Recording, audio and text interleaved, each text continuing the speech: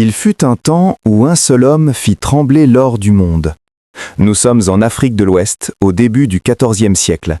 La terre est vaste, le ciel est brûlant, le sable avance avec le vent. Les fleuves coulent lentement. Des villes de terre rouge vivent au rythme des marchés et des prières. Au cœur de cette région se trouve un empire immense, un empire riche, un empire respecté. Cet empire s'appelle le Mali. À sa tête règne un homme dont le nom traverse encore le temps, Kankou Moussa, roi du Mali, maître de terres lointaines, gardien de richesses sans mesure. Son pouvoir s'étend sur des routes longues et dangereuses, des routes de sel, des routes d'or, des routes d'hommes et de croyances. À cette époque, le monde est divisé. Les royaumes communiquent peu, les cartes sont incomplètes, beaucoup de terres sont inconnues. Pourtant, le Mali est déjà un centre majeur. Son or nourrit des marchés lointains, son sel conserve la vie, ses savants attirent des élèves de loi. Tombouctou brille comme un phare dans le désert. Kankou Moussa hérite de cet empire, mais il ne se contente pas de le garder. Il le transforme, il l'agrandit, il le rend célèbre. Son règne marque un tournant. Avant lui, le Mali est riche. Avec lui, le Mali devient légendaire.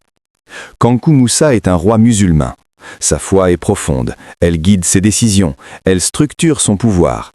À cette époque, l'islam relie l'Afrique, le Moyen-Orient et l'Europe. Les pèlerinages sont des moments forts, ils sont rares, ils sont dangereux, mais ils donnent du sens. Un jour, Kankou Moussa décide de partir. Il veut accomplir le grand pèlerinage vers la Mecque. Un voyage long, un voyage risqué, un voyage qui traverse des déserts sans fin. Mais ce voyage va changer l'histoire. Il ne part pas seul, il part avec une caravane immense, des milliers d'hommes, des serviteurs, des soldats, des guides, des marchands, des animaux chargés de sacs lourds, des sacs remplis d'or, de l'or pur, de l'or en quantité jamais vue. La caravane avance lentement. Elle trace une ligne vivante dans le sable. Chaque pas soulève la poussière, chaque jour attire les regards. Les villes traversées s'arrêtent, les marchés se figent, les gens observent, ils n'ont jamais rien vu de tel. Kankou Moussa arrive en Égypte, le choc est immense. Le Caire est alors une grande ville, riche, savante, puissante. Mais même là, la caravane du roi du Mali surprend tout le monde. Kankou Moussa distribue de l'or, il donne sans compter, il aide les pauvres, il soutient les marchands, il offre aux dirigeants. L'or coule comme de l'eau, les prix changent, la valeur de l'or baisse, l'économie vacille. Pendant des années, les gens parleront de ce moment. Un roi venu du sud, un roi noir, un roi si riche qu'il bouleverse les marchés sans le vouloir. Son passage laisse une trace profonde, invisible, mais réelle. Ce voyage n'est pas seulement une démonstration de richesse, c'est aussi un message. Le Mali existe, le Mali est puissant, le Mali est cultivé, le Mali est connecté au reste du monde. À la Mecque, Kankou Moussa accomplit son devoir religieux. Il rencontre des savants, des chefs, des voyageurs. Il écoute, il observe, il apprend. Il ne revient pas les mains vides, il revient avec des idées. Sur le chemin du retour, il invite des architectes, des enseignants, des penseurs. Il veut bâtir, il veut transmettre, il veut laisser une trace durable.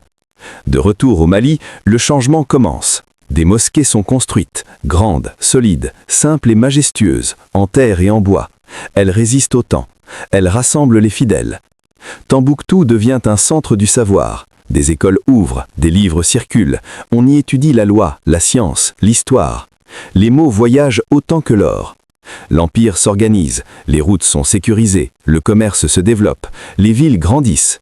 Le roi gouverne avec autorité, mais aussi avec vision. Pourtant, une part de mystère demeure.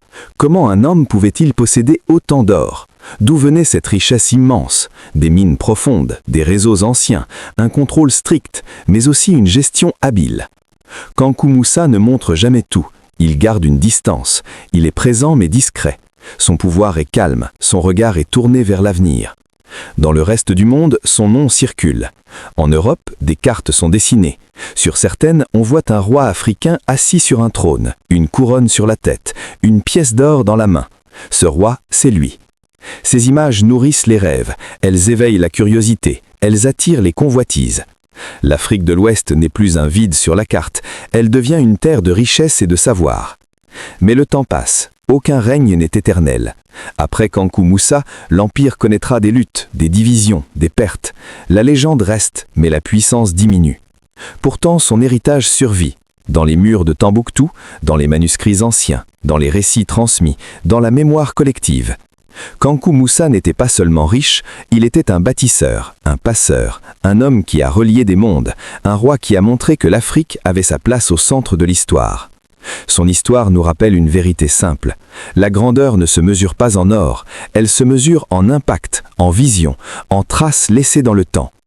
Aujourd'hui encore, son nom résonne, comme un écho lointain dans le désert, comme une promesse oubliée, comme un rappel puissant. Car il fut un roi qui fit briller son empire aux yeux du monde et dont la lumière continue de toucher les cœurs bien après la fin de son règne.